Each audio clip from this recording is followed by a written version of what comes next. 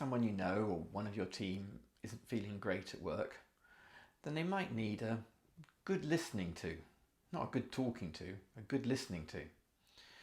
And I really learnt to listen better when I was training as a therapist. It's many moons ago now.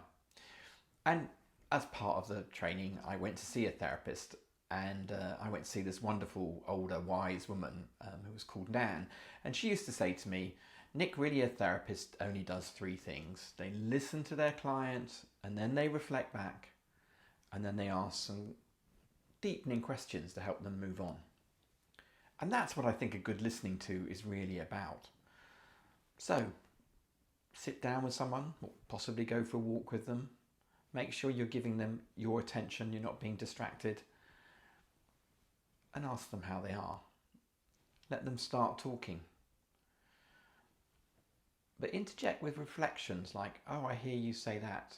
If you paraphrase back to them what you've heard, it really helps them hear themselves, makes them feel heard. It also might let them sort of change track a bit, or you might even get it wrong, which won't really matter because they'll correct you if you have. They go, oh no, not quite like that. So the reflecting back really helps them feel heard. And then gently ask some questions. You're not there to fix their problem, you're there to help them move on.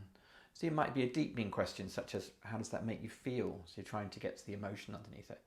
It might be a question about helping them understand what resources they have, like, who could be supporters of them, or ask them a question about someone else that they could turn to. Or it might be they might be looking for something from you. So really you're trying to help them feel heard, help them to understand what's going on for them more, and to understand what resources are there for them. And that is a good listening to. Thanks for watching, and have a great week.